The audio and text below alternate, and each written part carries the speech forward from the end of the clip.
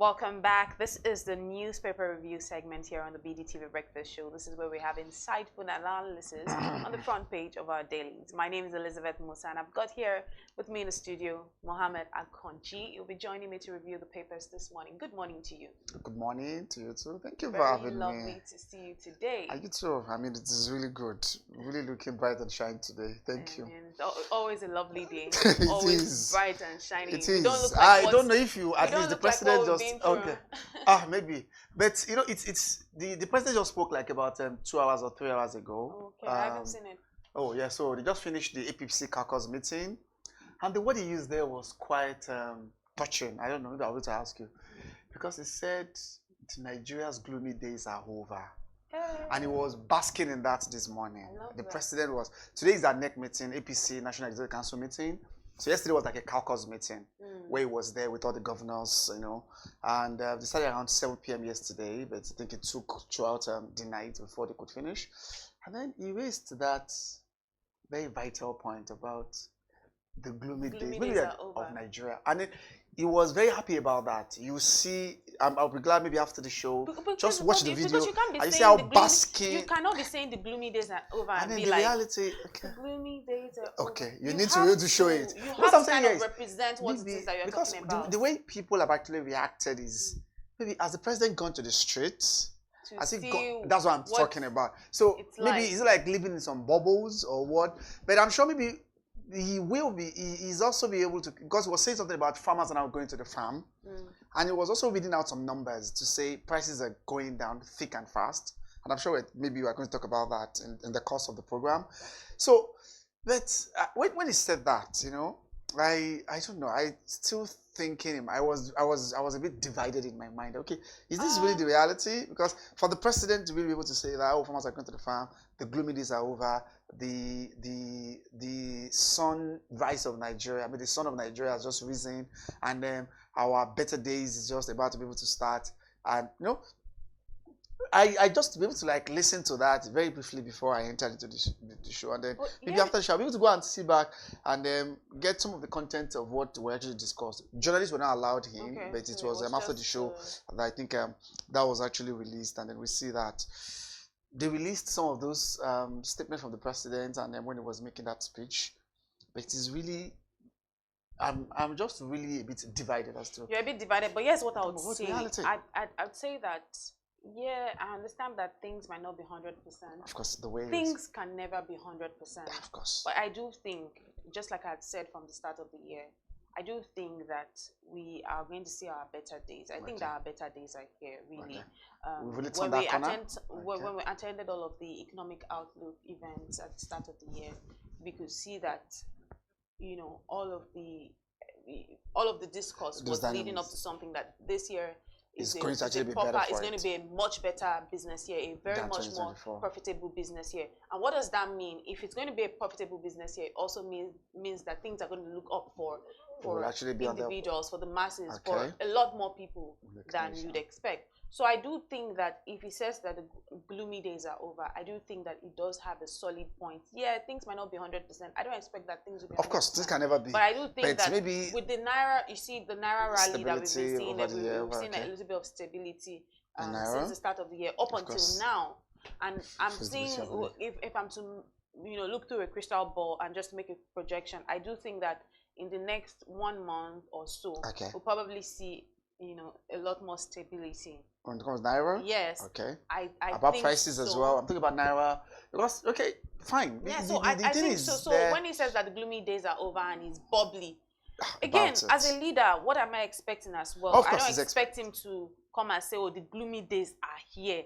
You know, maybe there's a little bit of an exaggeration there. Okay. On his own part, maybe there's a little bit of an exaggeration. In terms of being over? Yes. Okay. Maybe there's a little bit of an exaggeration, but I do think that there is a percentage of positivity in it, a very higher percentage of positivity in it. I think that Nigerians should just hold on to that. But let's see what we have on the Business Day paper this morning. The Business Day newspaper this morning, probably see some, this is all about Lagos boys drive Abuja housing boom. I love this one because I love Abuja so much. So Well, it's interesting to see that Lagos boys are the ones that are driving Abuja housing boom. Like Lagos just seems to be. A Lagos person is the Aso Rock. Lagos just so a lot of people trunk there now from Lagos, perhaps. Yeah. So the old Abuja boys. Abuja boys thingy, and then seeing that Lagos boys are driving the housing boom. The housing boom. It's something that's actually really interesting. Then we have another story here on the business on business prices. I think that one is talking about is it food prices drop? At the top right and top left hand corner. Yeah, food prices drop. Okay, it says okay. To ease cost of living crisis. Food prices drop.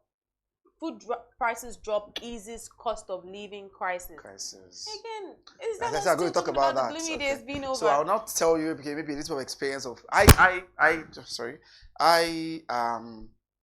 I think I went to go and shop yesterday to buy a bag of rice, and I think we got it for 71,000, which is still relatively good. But someone was actually telling me they went to the supermarket and the prices hasn't really got a bag. I think he said he got it for 95,000. But that's also a choice thing. Do you understand? Of course. You could have gone to the place where you find 71,000. We got it just yesterday, and the bag was 68,000, the local parboiled one. And then some people telling me that if I had actually gone to another place entirely, it's around 65,000. So maybe that could be, the food prices were actually dropping. And in fact, people were actually saying what is the reason? It's because of low patronage during Christmas, because most of the sellers had unsold stock, and they tend to carry them over to January. Some were saying it's as a result of naira stability that you alluded to earlier. What I was actually saying is importation has increased in the last. Most of the major markets have actually seen mass importation, and the importation has tend to be able to increase the supply and buffer up the market. So maybe that could be there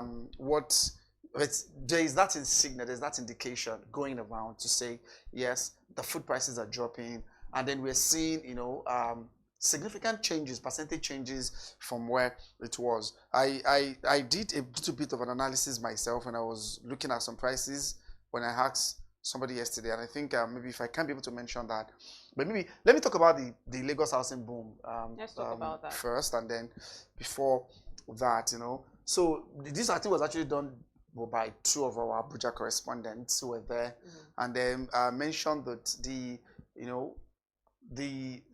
exodus, the migration of affluent individuals and politicians, majorly from Lagos, that migration has triggered or has brought about sparked this capital city housing boom. In fact, they were saying most of the highbrow areas in Abuja right now have been most of the Lagos boys have occupied a whole lot of those places, especially since after 2023.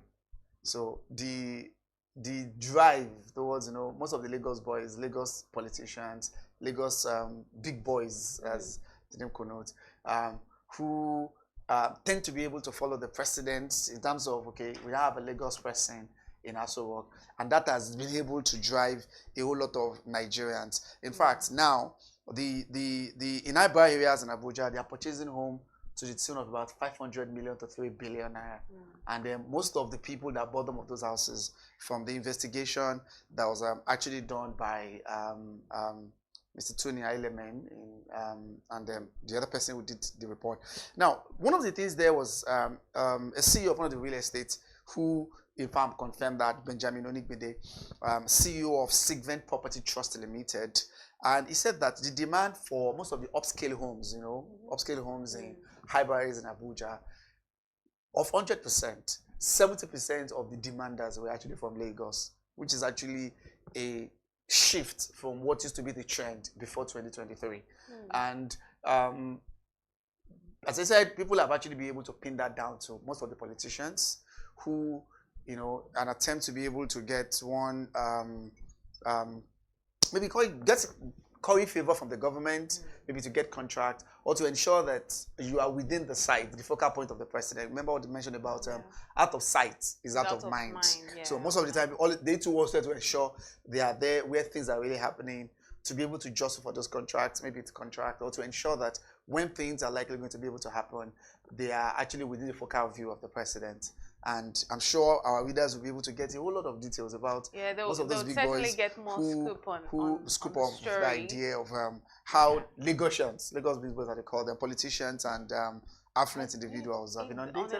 On a lighter note, I think it would be nice to also be one of those Lagos big boys and big girls. Hopefully, that would and they'll be able to go to Abuja. Drive the because when you listen to there was the interview El Rufai had 2 days ago, and I'm sure it generated a lot of discussions and a lot of reactions.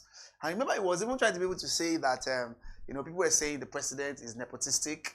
He's stuffing the presidency with people from the Yorubas. And he was saying, no, I don't know. And one of the reactions he gave there at that interview was to say, oh, Yorubas have this ethos of Omoluabi.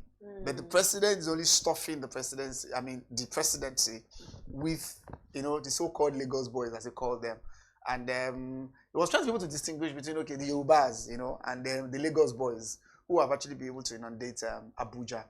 Maybe this story also be able to make. But I think it's a good thing for Abuja, because there's this general trend. Just very quickly before we move to the next story, there's this general trend about Abuja boys, because this story says Lagos boys. Boys now are the ones who. So there's this general trend about Abuja boys always looking all.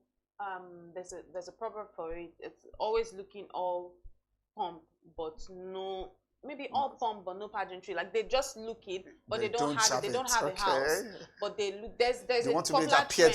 They will put on the nice kaftans with their palm slippers, which is usually in Abuja boys. You literally go to a swimming pool and they will be at the poolside with kaftans and palm. Like is that a pool outfit? But that's just an aside. But there's always like the general conversation in social gatherings that Abuja boys just always look like they could be driving a Benz, but they don't have a house. Oh my God! That they would like to leech on females. So this is a good thing if the Lagos boys go there and show them how it's done. Like you can't be driving a Mercedes for market. And then you're staying in a rented apartment. Or trying to find a lady that you would, because most of those ladies see them and think that, this is actually. And then I realize that I don't have a house. Okay, where are you staying? Can I stay with you? So maybe the Lagos boys will show them how it should be done. But yes, let's see another story. But because the rate itself, just quickly, because the rate is the same. An average in Abuja area now, in average area goes like about, to buy a home, there's about 500 million naira. So perhaps that's because, and the demand for it, because just like I said, one of those actually be able to mention, say, if they get 10 buyers, 7 of those buyers are from Lagos. That's a good thing, because it still shows you that maybe I'm sure the Lagosians will feel like they're the ones driving up the prices, perhaps, and then try to be able to put in upscale areas, try to be able to escalate or drive up the prices further because of those demands. What it's going to mean is that it's going to mirror how the real estate sector in Lagos is looking, where there's so much, it's ridiculously expensive. So that's what we're going to be seeing there too. Exactly. The Lagos boys are now transiting there and they're migrating there. That's the market now. It's going to start reflecting that. So sad for the people that have been in the comfort zone. They will have to shake body now and then see how to be able to cope with that. So this one says monthly internet usage surges 93% on smartphones growth.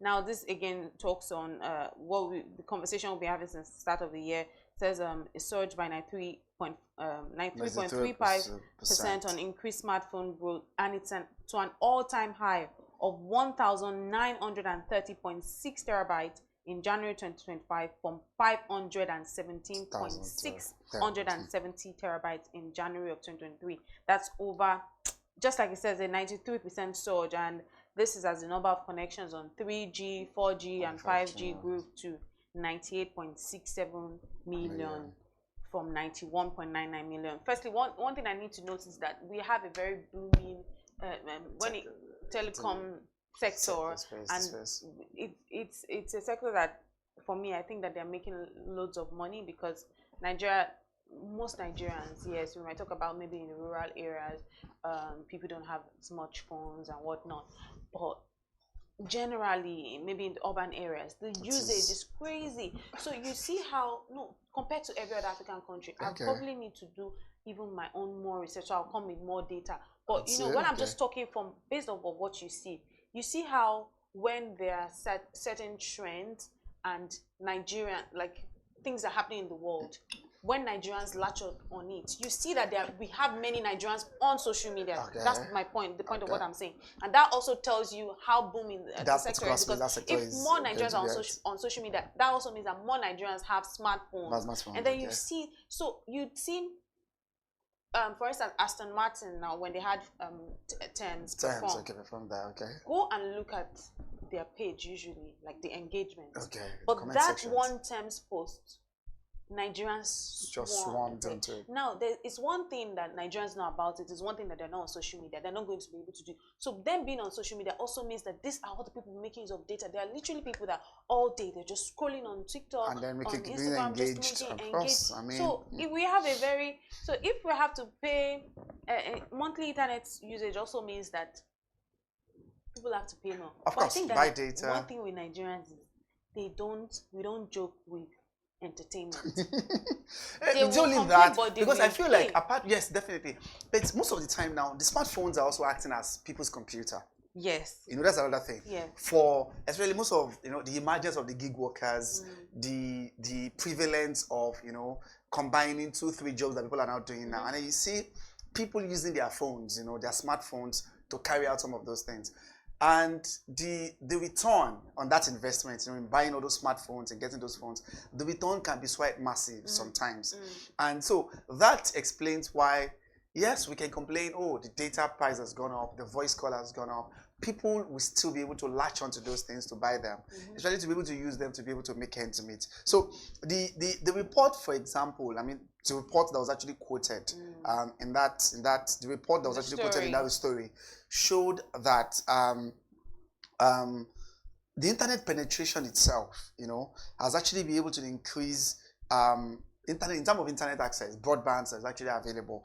That has actually been able to increase by 49.5% in the last 1 month. So per customer in a month, it's about 11.5 gigabyte that each customer uses in a month. That's from 8.8 gigabytes in December. Airtel alone, that's what Airtel's report shows that. Right. Average customers on the platform use about 11 gig in a month, averagely. So, and then what 1 gig will be able to talk about. So they too were forced to be able to expand their infrastructure, internet infrastructure, to have enough broadband, to have bandwidth that can be able to take, take cognizance or be able to be able to meet the demand, that yearning demand of Nigerians. So just like you said, in terms of the entertainment space, in terms of having to be able to work as well, and then having issue of shared spaces, issue of gig working system, issue of you can be able to be working in Nigeria. I mean, you can be in Nigeria and actually be working for foreign companies. The gig working model, that flexible working model as well, remote working model, has tend to be able to increase or put more Nigerians to be able to demand for internet services. Right. And then they too are trying. I mean, most of the providers too were trying all possible means to be ensure that they meet up in that regard. Yeah, let's see what we have on the Punch paper this morning. The Punch paper this morning has a very interesting lineup. It says why INEC vote count can't be accurate, and this is according to Jonathan. It says ex-president decries ghost voters, regional influences, and he seeks electoral reforms. It's very lovely to hear Jonathan being vocal. Usually he always just likes to take a very very silent okay. Where was that? I think most times he likes to just take a much more laid back approach. Tax reform on the top left hand side, it says Senate plans review as customs ASU fault provisions, and at the middle it says Afenifere backs Kalu, says declaring Abiola president long overdue. Then on page 30 it says South governors make a move against Wike's camp over PDP Congress crisis. Like we've been hearing of crisis from the start. Then somewhere just where we have the Punch, it says Nigeria's World Bank debt may hit $9.2 billion as federal government eyes 6 loans. Yes, Lord. So then on the bottom side, it says then we have a picture of Owen Omogiafo and then a couple of people. I think this is at the This is at I think 12th annual general meeting of Transcorp Hilton here in Abuja. Again, on the bottom side, it says Obasa awaiting ruling before returning to assembly. This is according to lawyer. I know that Obasa had spoken about the unfairness towards his dismissal and all of that. Then page 20 says Senate backs Akpabio as Natasha files 100.3 billion naira defamation suit. I'm curious to know more about the story. Then page 12 says, page 13 rather says, APC dismisses anti-Ganduje plot as El Rufai absent from NEC meeting. Where are we starting from? Okay, maybe quite a whole lot. I think it's packed full today. Maybe we just want to start from Jonathan, ex-president Goodluck Jonathan, who was there at Yaga. They had a conference yesterday, Yaga Africa Reflection Conference on Democratic Election in West Africa. Right. And he made that very bold remark or swipe remark at elections in West Africa. Even though, he gave kudos to elections that took place in Ghana. At least we all be able to witness that in December. That was a peaceful transition, and then there was easy concession by the sitting president then to the eventual winner, Akufo-Addo. Then the one that actually happened in Liberia as well, where President George Weah, conceded the election to Joseph Boakai. But at the same time, he criticized the elections that took place in Sierra Leone and Nigeria, right, and in some of the other Francophone countries, Senegal and the likes. But what he actually be able to mention was that most of the electoral managers, the chairmen of electoral commissions, tend to lack the strong and ethical leadership to be able to act with integrity when it comes to announcing election results. That's actually his position. And then one of the things you read there was the fact that, most of the elections there is actually inundated with ghost voters. That a polling unit, for example, that's supposed to have like, they say 1,000 voters, and then they'll be reporting about 100,000 voters or thereabouts at the end of the day when the numbers are doctored. So I said one of the major is politicians are domineering, who wanted to be able to dominate some of these electoral officers. But instead of them to be able to act with integrity, you tend to see them, kowtowing or subjecting themselves to the whims and caprices of the politicians. So he was there together with Atai Ujega, who was the electoral chairman, the former INEC chairman under President Jonathan. And then the two of them actually be able to mention that about reflection on elections, Africa Reflections Conference on Democratic elections in West Africa. So there were suggestions that came out of the conference, in terms of what Africans need to do to ensure that, we elect leaders. I mean, talking about we appoint electoral chairmen and electoral managers who have strong leadership, who have strong ethos, as well as ethical capacity to ensure that they can be able to act with integrity. And I think that's what he was actually talking about. He cited some of those particular examples. With the fact that most of the African nations, in West Africa, they continue to be able to grapple with credibility crisis. Elections were always with that, people always be able to, politicians would never wanted to be able to accept and wanted to be able to ensure they do everything to win, whether by hook or by crook. And in an attempt to be able to do so, they always engage the chairman or the electoral umpires themselves who, engage in that with them and then tend to be able to do that. So I think that is one. But that part was what you said you were interested in. I'm interested very quickly in knowing what this 100 billion. Yes. Oh no.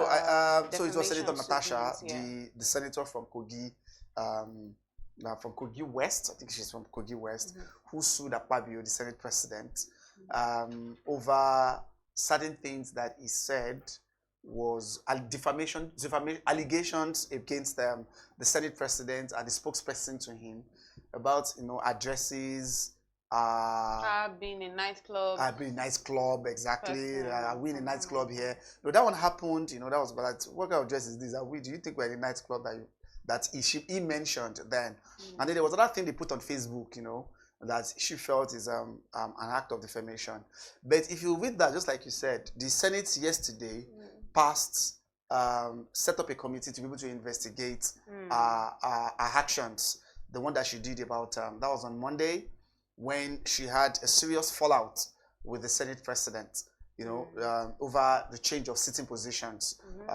There was an issue about, okay, the sitting arrangement there that is actually in the Senate House rule. I mean, you know, she went really, really berserk to say, oh, I don't fear, I'm not afraid of you. She was saying that to the Senate president over that particular matter. And then this happened again, maybe just hours after the Senate yesterday, the Senate chief whip, you know, announced that a committee will be set up to, a disciplinary committee will be set up to be able to investigate and then recommend appropriate actions to be made on her.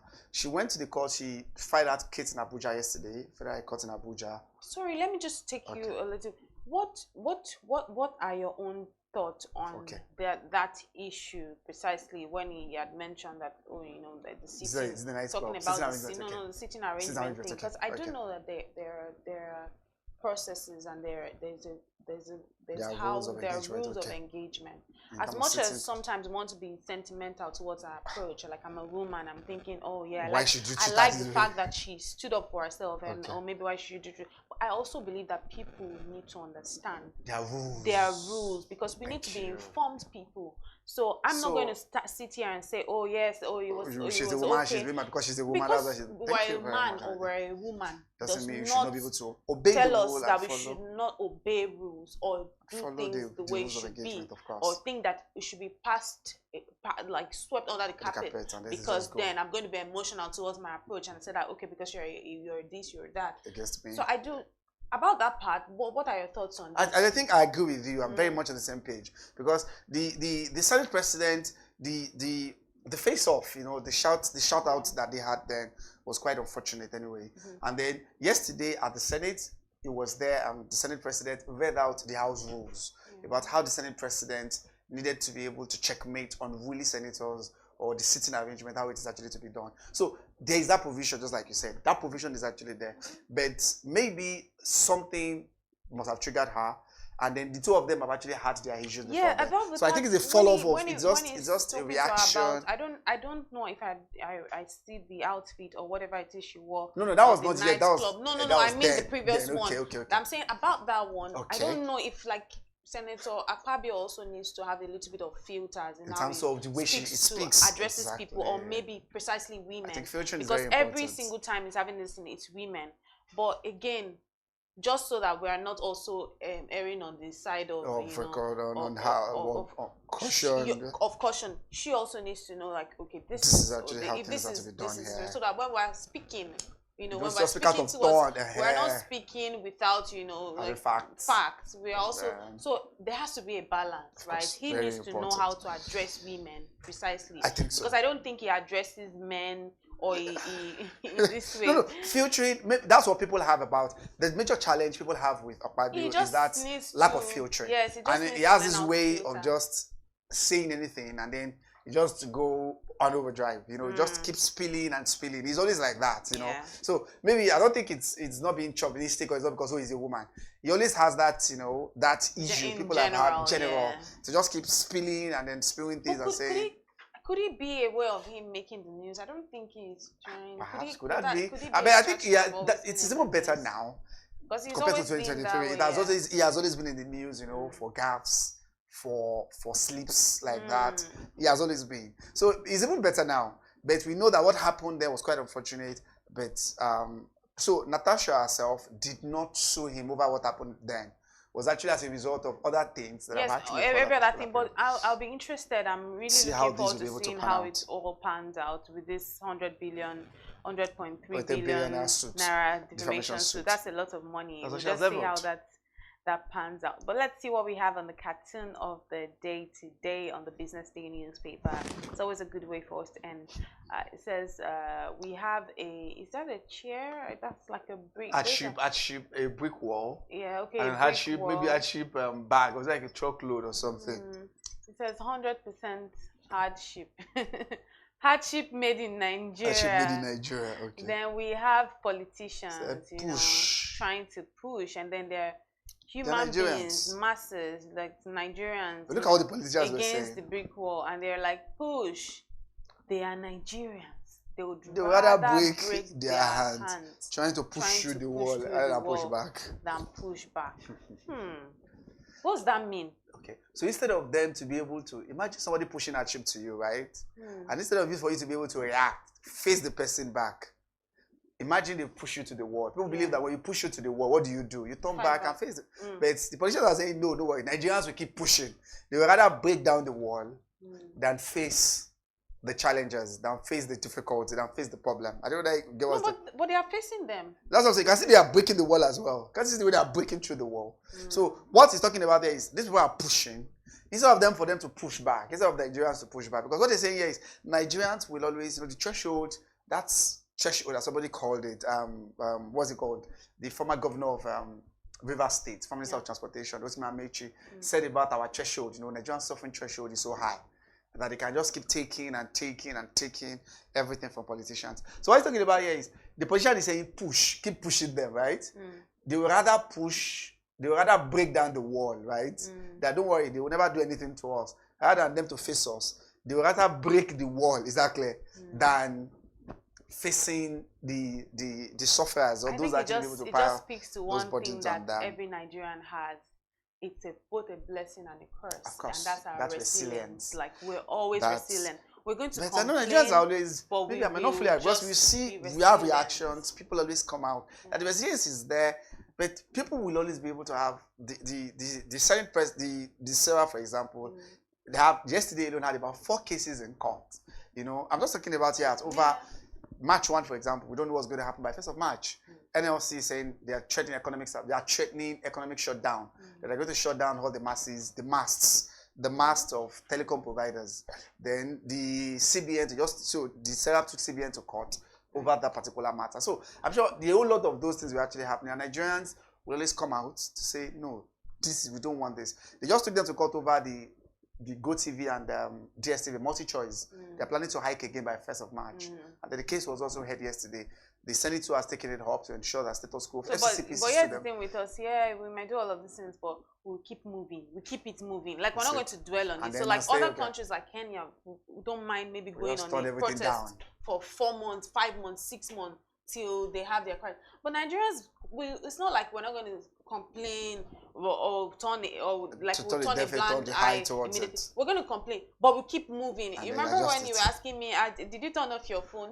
Did anybody do that? Nobody. We keep moving. Is that resilience that we have? It's both a blessing and a curse. It's a blessing because sometimes it allows you to be able to just keep move through and keep through. But it's a curse because sometimes you need to fight it, but we're just going to keep moving and we just bounce back. That's exactly. So when somebody pushes to the wall, push you to the wall, instead of turning back, you rather break through the wall. Break through and then actually be able to face your challenges. Unfortunately, we have to leave it here today. Thank you very much, Mohammed, for your time on the show this morning. It's always a delight speaking with you. And that's how we bring it to a wrap here on the front page review here on the BDTV Breakfast Show. Just stay tuned for more.